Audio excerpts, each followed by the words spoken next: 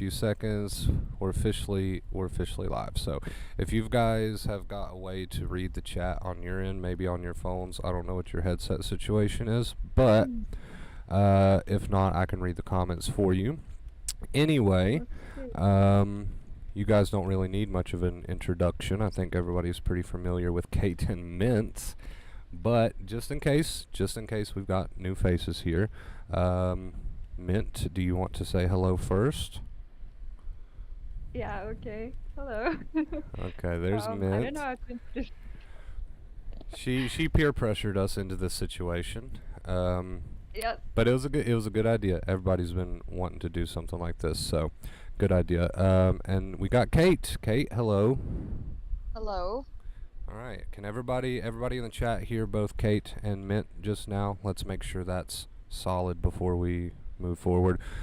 We got Ghost in here. What's up, Ghost? We got Steph. Hello, Steph. Everybody here, Kate and Mint. Yeah, we're good there. We'll wait for people to find a confirm way that. to like follow the stream without having it like the sound in my ears. Yeah, it's a little difficult if you're, doing this sort of thing, like just from your phone or something. But I can read the comments if you need me to. You're a little low. I think Kate's fine. But yeah. Okay. Can everybody in chat hear everybody? Ivan, what's up, Ivan?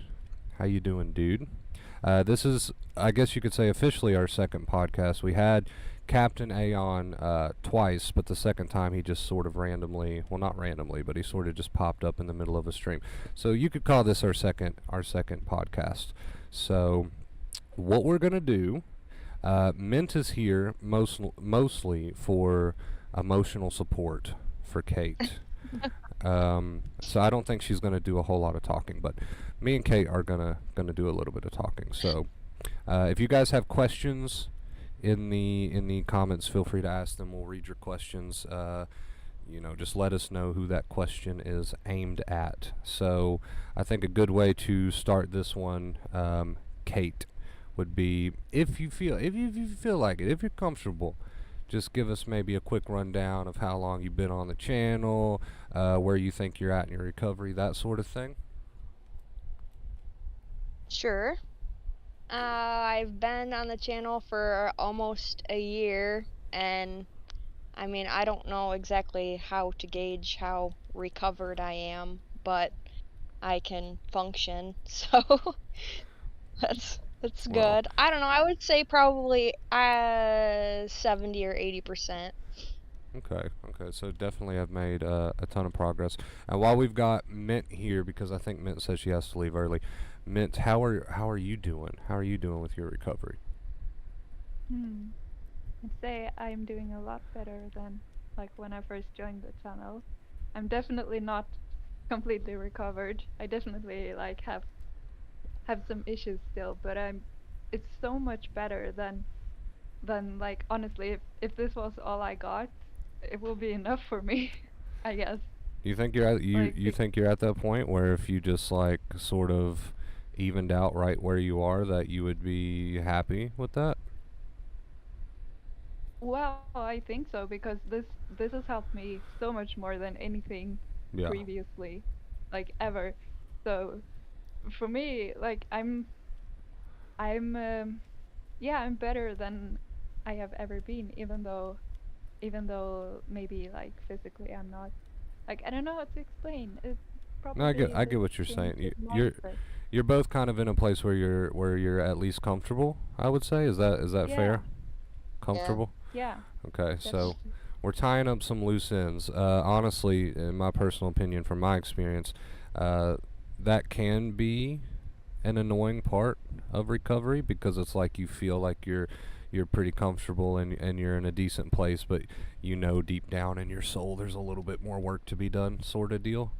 So try not to let that frustrate you, but it sounds like you both made excellent progress. We've got Sanchez in the chat. What's up, Sanchez? Good job, Kate. And Mint says, help me, Mint, help me, Kate. How do you pronounce that name? Help me. Mm, I've got Ahmad, I've got maybe? help today. Kate, how do you pronounce that name? I don't know. Ahamad, I think. I'm So, Not Ahmad. so That's one A too much. Says good job. Charles says proud of Mint and Kate. Good job, guys. So brave. See, a lot of people think that you guys are brave for coming on a podcast. Personally, I'll be honest. If I didn't feel 100% in my recovery, I don't know if I would quite agree to a podcast. So you're probably both Oh, braver okay. than I am. Great. You're probably both braver than I am, is what I'm saying. Because I would have psyched myself out more than likely. But you're here, so that says a lot. Um, Ghost says you both have balls of steel, so there's that. Yeah, Thank you, my Ghost. heart is like pounding. It's a good feeling though. You're alive, right? You're alive. Yeah. It's Yeah. a good feeling. You can't, we talk about it all the time. It's really the whole point of the channel to embrace those feelings, and then of course do the thing anyway, right? So the heart's pounding and all the symptoms are there, whatever, irrelevant. You still agree to come on the podcast anyway, and your brain quite literally is thinking to itself, well, holy crap, they were both so nervous or whatever, and I sounded the alarm, and they're doing the thing anyway, right? That's the goal. They're doing the thing anyway. So if you guys have any questions for Kate or Mint, I don't know how long Mint will be staying, but we've got them both here right now. You have waited for this for so long, so I want to see some questions. I want to see all of your burning questions. So many of you have asked for this, and here's your opportunity. Just let me know who the question is aimed at. Mike says after this one they are going to want to keep doing podcasts. The podcast can be addicting. Captain A loves doing the podcast. Although I messaged him about this one, and he quite literally wrote me back in all caps and said, "No feel like talking." So whatever that means. Uh, that's Totally tired. that's He did, Captain he A did for this you. big exposure though. He had a big exposure. He went to Portugal, so that's Yeah, pretty impressive. he But I did. think he deserves a break. Yeah, he deserves a break. Um, so yeah, get your questions in for Kate or Mint. I've got some questions actually for Kate and Mint. We'll start with Kate. What do you think? Right, this is like you can call it a quiz if you want. What do you think personally for you was the biggest deciding factor in the knowledge? So let's say you were watching a stream or you're watching a video and you're like, that piece of information makes the most sense. Do you think it was like the mental accepting inner voice for you that you really needed to work on? Or was it more like, I'm realizing now that I've let anxiety control all of my behaviors? Like, what for you stood out the most, Kate? Yeah, I think it was just the realization, like, I didn't realize how in my head I was about everything, and so I think that was definitely it, where I was kind of like, okay, wow, and then it clicked, and I was just more aware Yeah. of it, and then it's obviously like, when you first get started, it feels like a pull, like it feels like it keeps trying to pull you back in, but you just have to like work on trying to stay out of it. Yeah, that was a big one for me. I'm sure you guys can both relate. When I realized that, okay, and the stream we just did, not even an hour ago, we talked about the knowing and doing gap, where you can know the information, but doing it is a totally different concept. And of course, you got to have the doing. But yeah, it's funny you mentioned the pull, because that was me for a very long time. It's like, okay, I know today I'm feeling extremely anxious, and I also know today that because I'm feeling extremely anxious, I need to get up and do this, that, and other, and really have a full productive day, and just get on with things. Like, I knew that, but the pull is just so damn strong. The pull to the couch or to the bed or to the coping methods, to the compulsions. And that's why we've been using the word force here recently. You really have to force yourself to sort of do these things, especially at first. What about you, Mint? Do you think, what clicked for you? What made you realize, hey, I really need to get on board with this stuff? I remember, like, I think it was the first stream I was in where you pointed out that I was doing compulsions Yeah. because I was asking about some symptom and stuff, and I didn't know about acceptance or anything. And you said, "Okay, this is the compulsion," and I was like, "Compulsion? Am I doing compulsions? Isn't that like only for OCD? I don't have Yeah, OCD." that's a So big one. yeah, but um, from that point I started to like learn about um like the things that I was doing that was actually fueling it. Uh the compulsions and the avoidance, and I guess the biggest thing, like the thoughts, my thinking that I added to it. Yeah, Um yeah. So for you, yeah, you that didn't was even definitely realize the it. biggest thing. You didn't realize that a Yeah, compulsion is I more didn't than, realize. washing Yeah, your hands. exactly. Exactly. I didn't know that the negative thinking and the problem solving was a compulsion. I thought I was just doing what I had to do, like in order to solve this and figure it out. I just have to like, you Yeah. know, do the problem solving, and I never realized that was the problem. Yeah, a lot of people don't realize that. Most people's minds, when you say compulsion, goes straight to like excessive, like I said, excessive hand washing or double checking. You know, we hear the example about double checking the stove all the time. A lot of people don't realize that mental compulsions are a thing. So if you're truly accepting, the mental compulsions got to go too, because they power the whole cycle. So the more you fight with the thoughts mentally, very much is a compulsion. Ghost said that he's got a question.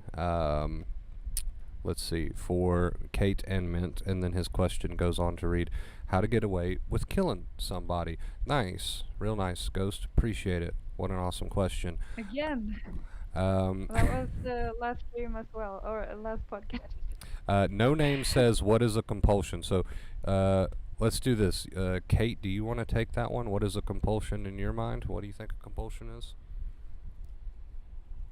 Something that you think that you need to do in order to make the anxiety dissipate, I guess. That's a good description. A good description. Anything that you do to try to make the anxiety go away, right? So, let's say, for example, in your life, you would normally be doing ABC because you enjoyed doing ABC, or it's productive and it needs to be done, or it should be done. But instead, you're doing something to try to make the anxiety go away. And that can be, a compulsion can be avoiding positive behavior. That in itself is kind of a compulsion because, like Kate said, you're avoiding the positive behavior because you're hoping it'll make the anxiety go away in the long run, which just isn't true. So, really, anything you do to try to make the anxiety go away. We also, hold on if I can pull it up. We also got a $30 tip from Steph that says, "Go Kate and Mint." Go Kate and Mint. Thank you, Steph, so much for that. Really appreciate you. You. Thank you, thank you. See, having you guys on the podcast, the people love it more than they love watching just me. So, at this point, you guys could pretty much take over. Miss Moon Mhm. says Don't do that. Don't do that says to us. same never realized the problem solving was a compulsion either. So yeah, a lot of people don't realize that, um, because it feels counterproductive, right? When you've got a thought or a feeling that's bugging you, it feels counterproductive to not do something to try to soothe it and instead do something that is probably not going to soothe it in the moment. Like that just feels so wrong. And I'm sure you guys can agree with me on that. When you start the positive behaviors and you're like filling your days full of like, good behaviors and productive things, did you guys ever get that feeling that it just felt wrong? Kate, did you ever get that feeling like you're making yourself do the positive behaviors even though you feel like crap, and on the inside that just feels wrong to you? Am I crazy Oh, or no, absolutely. that It's was definitely like that. And it, like, almost when you start trying to do things correctly, it almost feels like worry. yeah. Yeah, it feels so. It feels strange. It feels wrong, and I guess that's why we've been using the word force so often here recently in the streams. I don't necessarily like that word. It's sort of negative in nature, but it really is true. You kind of do have to force yourself if you're going to retrain your brain, and you feel like crap. And the last thing you want to do is get up and do the dishes or vacuum your room or whatever you need to do, right? Of course, those things are going to teach the amygdala, hey, the danger does not exist. But at the same time, you feel so crappy, right? There's no better word for it. You just feel so crappy. So when you make yourself do those things, it just feels so wrong. It feels like you're doing the wrong thing, but you're actually doing the right thing. And again, that's why we've been using the word force so often on the streams here recently. Um, Ghost says, question to Kate and Mint. Is there life after death? Ghost, you've got very interesting questions. However, I don't think they're appropriate for this stream. We'll save the life after death topic and the killing people topic maybe for another time. But if anyone's got any anxiety related questions, feel free to ask them. No Name says, oh dang, I use working as a compulsion then, but if I stop that much, will get done. But if I stop, Mhm. not that. But there is a difference between compulsion and distraction and the positive behavior. Uh, like if working is part of your daily life, if working is equal to living life, uh, then it's not a compulsion. Then it would be more of a compulsion if you like avoided working just to make sure it's not a compulsion. Like if you see what I mean. Maybe Yeah, Wonder Broken yeah. explains it better. No, I think that was a pretty good explanation. It can get a bit tricky and kind of sticky when you overthink what a compulsion is. In fact, I recommend not doing it. You've got the best chance of success if you just don't overthink your compulsions and simply ask yourself the question: am I doing what I'm doing right now in this moment? Um, because anxiety is making me. And you'll notice 9 times out of 10, if the answer to that question is yes, you're probably doing something counterproductive. So, for example, if you're laying in bed and you know that there's things that need to be done and you're not doing those things just because of the way that you feel, then yeah, you should probably get up and do those things. So, when you say I use working as a compulsion, then there's a couple things that go into that. I'm sure you can't avoid working, so don't blame that on a compulsion. That's not something any of us can really avoid. Secondly, ask yourself the question, how do you go about doing your work? Because that's an important part of the equation too. If you're rushing through the work as quickly as you can so that you can return to your compulsions and your coping methods, then yeah, not good. But if you're doing that work with a purpose and you're going through the motions and you're being thorough and you're not trying to rush through it, then congrats. You say I do it to distract. Well, the difference between distract and positive behaviors is with a true positive behavior, you're doing it thoroughly and you're doing it with a purpose, right? You're not so rushed in a manic sort of headspace mindset. Does that make sense? You're doing it with a purpose and you're doing it thoroughly and you're not rushing around in a panic just trying to tell yourself things like, oh, forget, forget, forget. You're doing it calmly, you're doing it with a purpose, and you're doing it because you know that it's good for your brain to see these things. So that can be the difference between distract and positive behaviors. Just slow down, really, is all I'm trying to say. If you just slow down with your positive behaviors, then you won't feel like you're doing it to distract. You'll feel like you're doing it because you need to do it, and it's a positive behavior. So, Master says, any tips? Oh shit, that spooked me. That spooked me a little bit. Pandemonium with a $16 tip. Thank you so much, dude. Props to Mint and Kate. Thanks for sharing your anxiety journey with everyone. Yes, Mint and Kate, thank you guys for being so brave. And thank you for the $16 tip. Kate, what is 34 plus 16?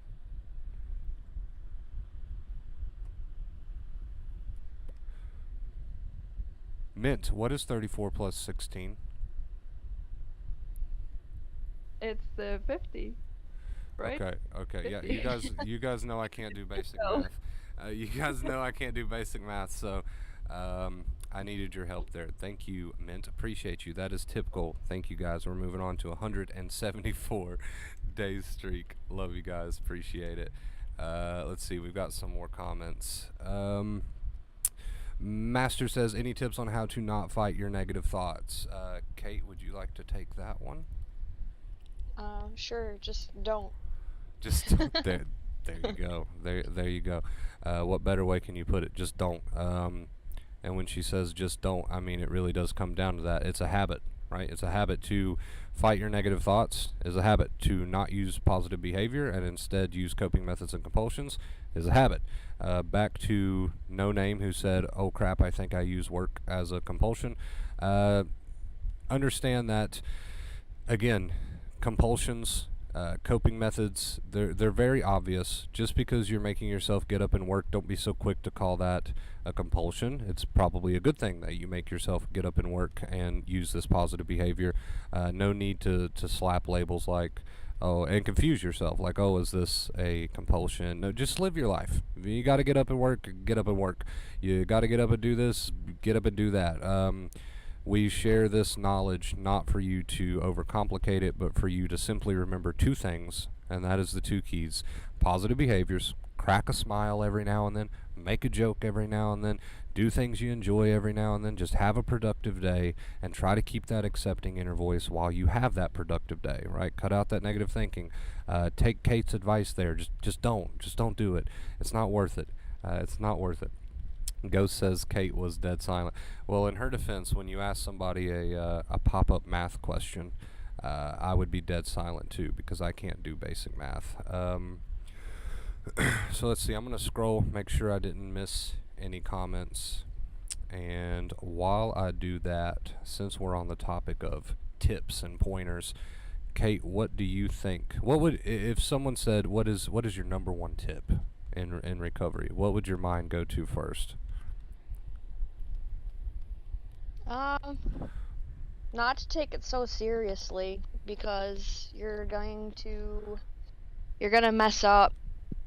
Don't take it so Don't seriously. get don't get mad at yourself when you're not doing things perfectly because that ultimately just adds more stress.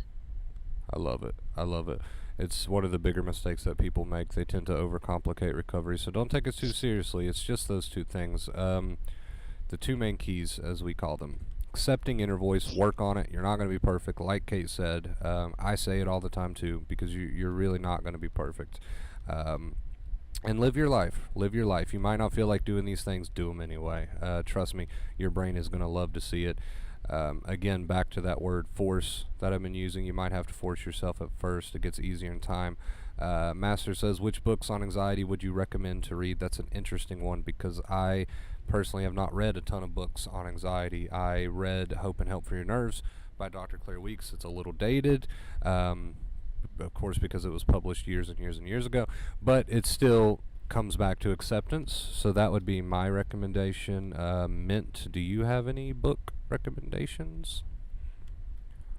I can actually only think of one now. I think I have read more books in the past on Mm-hmm. anxiety, but obviously they didn't really help me since I eventually found this channel.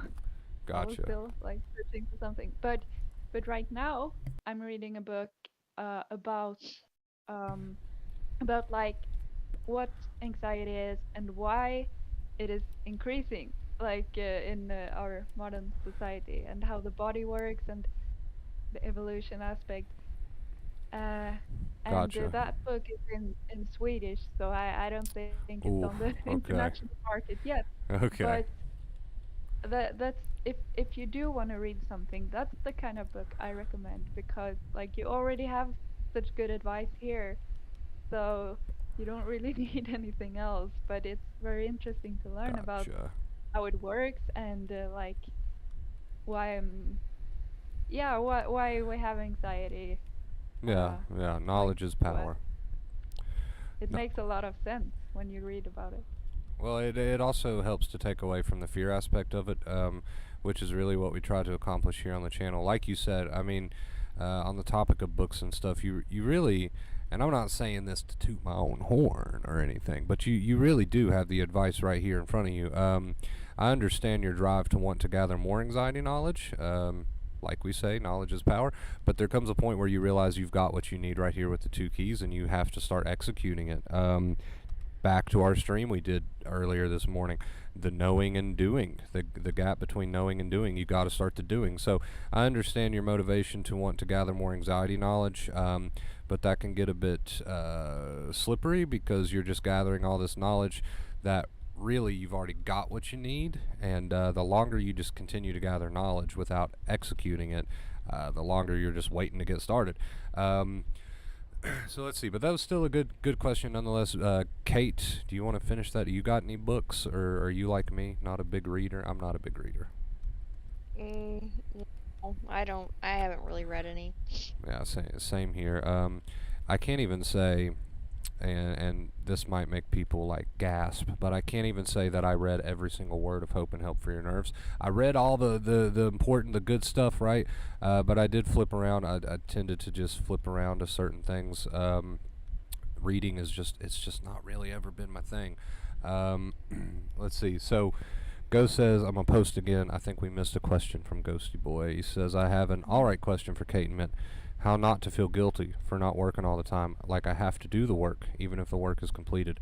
But the anxiety is booming when you try to relax. So I think what he's trying to say is, how do you turn relaxation into a positive behavior instead of feeling guilty about it? Kate, do you want Yeah, to take this one, or Mint, or? sorry, I just had a thought immediately. Like how to not feel guilty. I think that's the first thing because we cannot immediately change the feeling. So you probably have to like accept the feeling of guilt Mm-hmm. that comes with you trying to like step out of the productivity cycle. You Gotcha. probably have to like feel that feeling for a bit. Uh, just like with anxiety. Yeah, that's my first thought reading this question. I agree with that. Let's say you're trying to turn relaxation into a positive behavior, which, by the way, there seems to be a false belief that relaxation cannot be a positive behavior because it's not productive.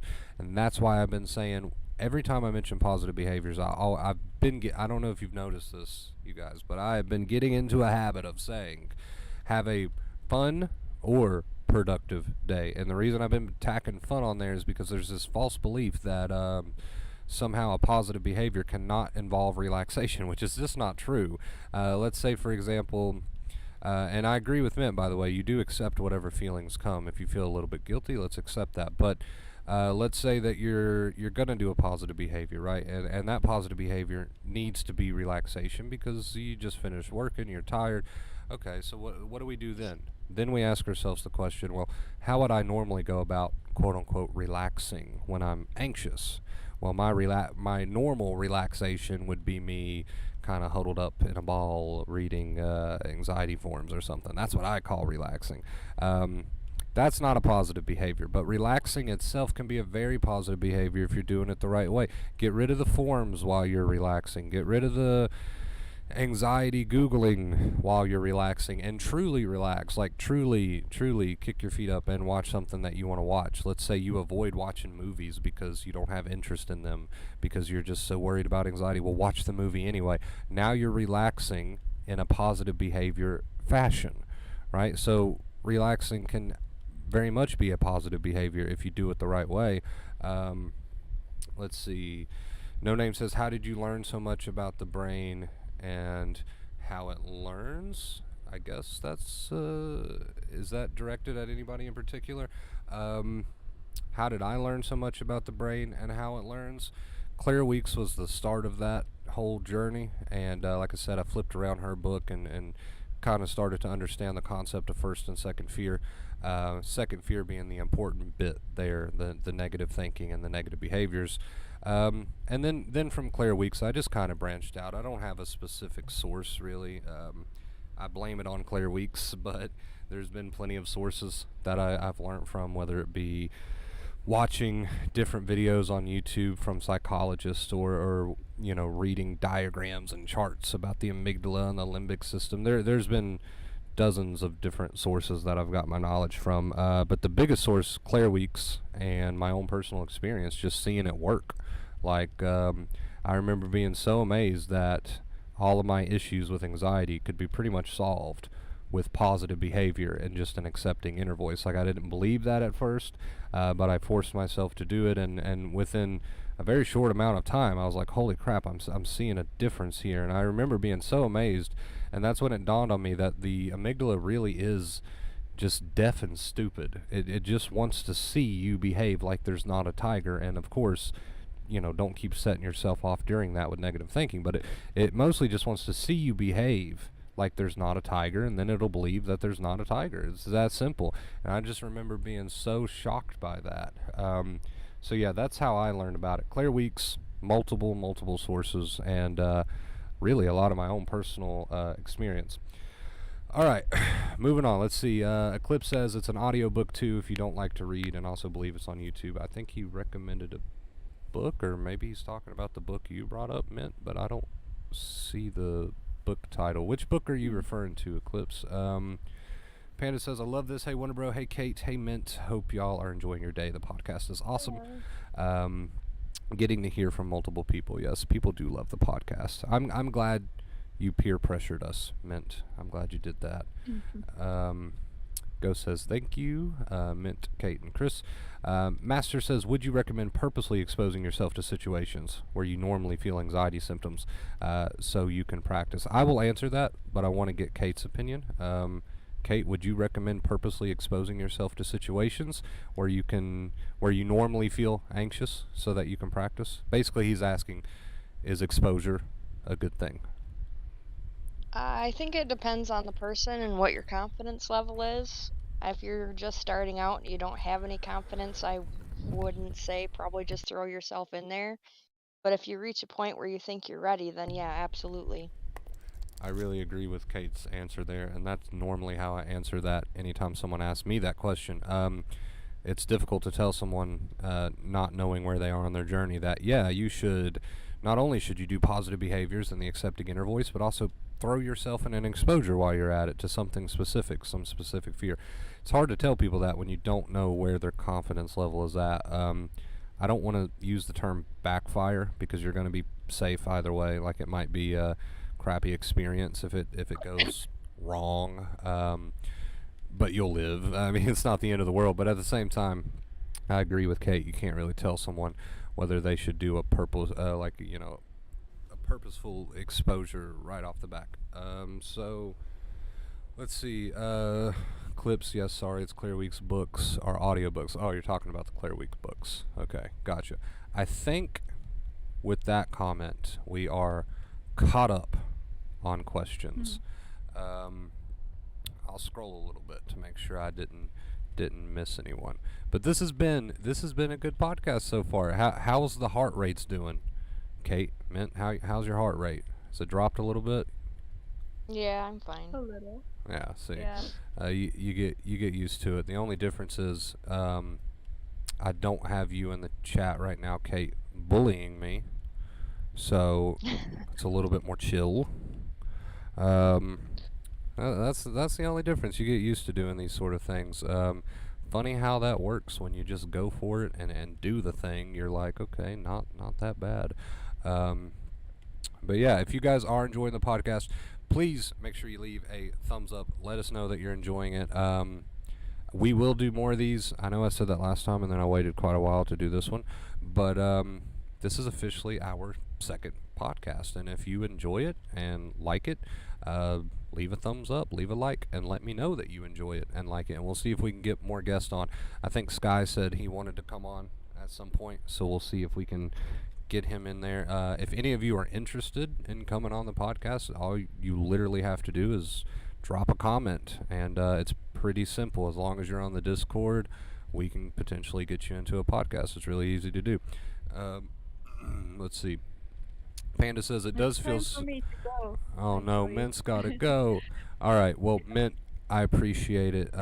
Thank you again for the peer pressure to do the podcast and getting Kate on and all that good stuff. Thank you for being here. Anything you want to say? I'm gonna hand it over to Kate now completely. But yeah, I'm glad. If Kate didn't come on, I wouldn't have either. I kind of did it, so like I promised Kate I would. Emotional support for each other. I love it. All Yeah, right. kinda. Well, thank you, Mint. Appreciate you for coming on the podcast, and I'm sure we'll speak soon. Yeah, thank you. Bye. All right, goodbye. Bye. Let's see. Panda says it does feel so very unnatural and uncomfortable at first, being positive and accepting behaviors. Also, not doing the negative thinking, but it's amazing to see those moments of forgetting about the anxiety. Yes, it does feel very, very unnatural at first. How do we get on a podcast? Just leave a comment. Just leave a comment. Let me know that you're interested, and make sure that you're on the Discord, because if you're not on the Discord, I can't get you into the podcast voice channel. Panda says I'd love to go, but I'd go silent. That's what most people think, right? That they'll just like choke up and go silent, but then you get in here and you realize it's not really that big of a deal. So you never know. You might enjoy it. But yeah, back to your comment, Panda. It does feel very unnatural and uncomfortable at first to do positive, productive behaviors, and that's what Kate was saying earlier. How did you start out, Kate, with the positive behaviors? Was it just like a one step at a time thing? Like I'm gonna do this little thing, and then I'll test my luck and do this little thing. Like how was that for you? Yeah, I mean, it was definitely something that just was little by little. Yeah, yeah. That was me. Pretty much with a checklist, just doing little things at a time, and they add up. They add up over time, guys. If I wake up early, I lay there, try to float Clear Week style. You can also float while you get up and get your day started, and that might work out a little bit better for you. That might work out a little bit better for you. Charles says, "Hey, I'm down to be on a podcast." Well, just let me know if you're on the Discord. Make sure you're on the Discord. They want a Discord link. All right, I'm gonna grab that Discord link for them. Invite, copy. I'm gonna also get some music going. Let's see. Thank you guys again, by the way, for the tip goal. Really appreciate it. All right, let's see here. Discord link should be showing up in chat. Just a second.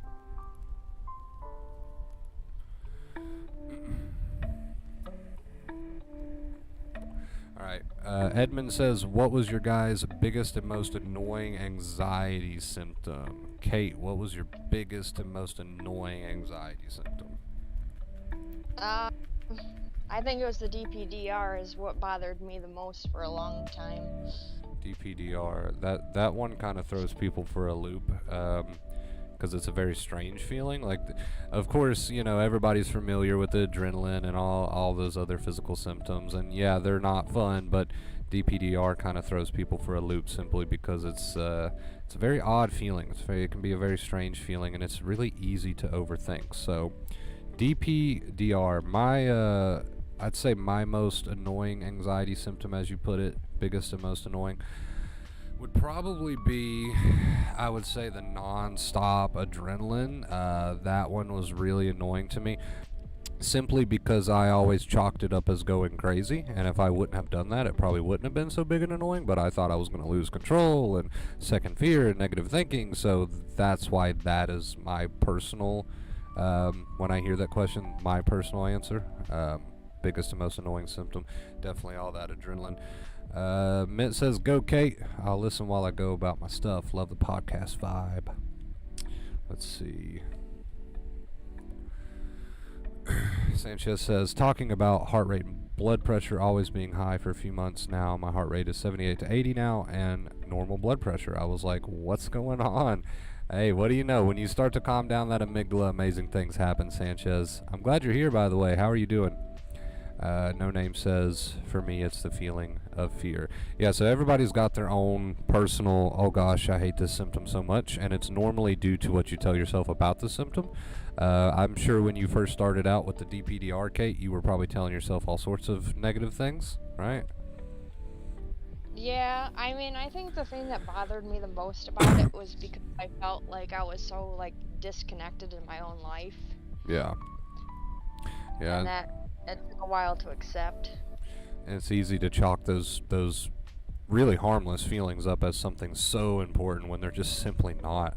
But it's easy to do that just because of the way that they feel. So, hope that was a satisfying answer, Master. If anybody else has any more questions, feel free to keep those questions going. You guys are the backbone of the podcast.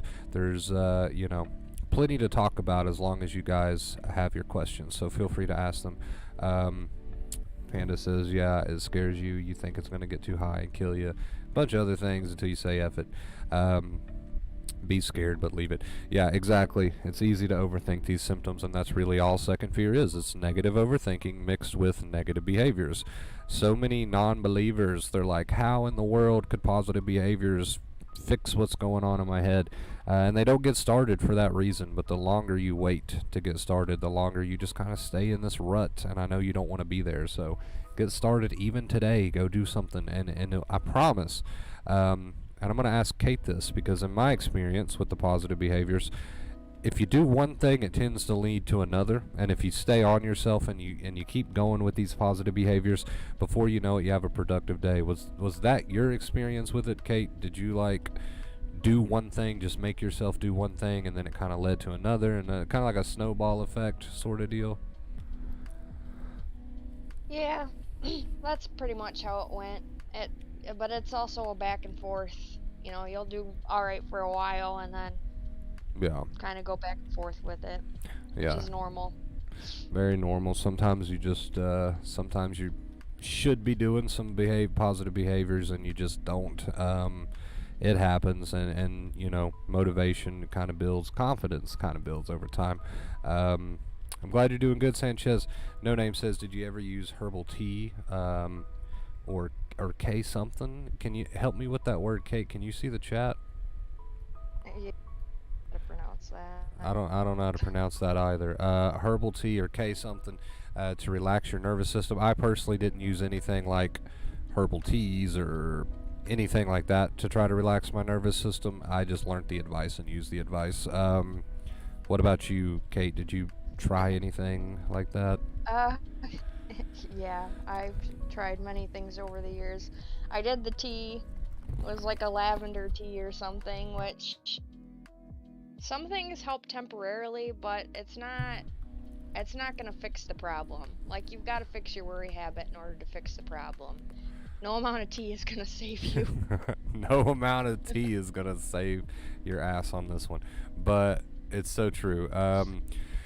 I'm not saying it's a bad thing to maybe have a sip of tea or try to do this or do that, but you gotta work on the root problem, which of course is that negative thinking and those negative behaviors. Let's see, Kate, or not Kate, Ghost says, I wonder who will be the next podcast guest. It could be you, Ghost. Could be you. Why not? Why not? Panda says, you were the F king. Yeah, Sanchez's favorite go-to quote there. But not K. Interesting. Yeah, I personally, like I said, I've never really tried anything like that. I guess in my mind, I felt like it's not going to make a huge difference, and I just never gave anything like that a try. Um, I tried. What's with all these big words? Can you pronounce that word, Kate? I tried Ashwanda? ashwagandha. Personally, I would never try anything I couldn't pronounce. But that's just me. But no, I've never tried anything like that.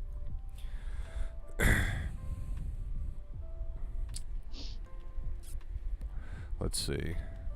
All right, we'll wait a minute and see if we got any more questions. But I feel like this was a really good podcast. I've officially been here for going on 3 hours now, if you count the morning stream with this stream. So if you guys don't have any more questions, we'll start to wrap it up here. We're about 15 minutes away from 1 hour. But yeah, I'll wait around for a minute, see if there is any more questions. If not, we'll wrap it up. And yeah, Pandemonium says intrusive thoughts are the worst for me. That's why Wonder Bro is such a big help. Yeah, it sounds counterproductive. I know, like we were saying earlier, it sounds counterproductive to fight with it, or to not fight with intrusive thoughts, but it's really the way to go. It's a power exchange. What you give power to tends to have power over you. All right, guys. Any final questions? Final questions. We'll wrap it up here in a minute or two.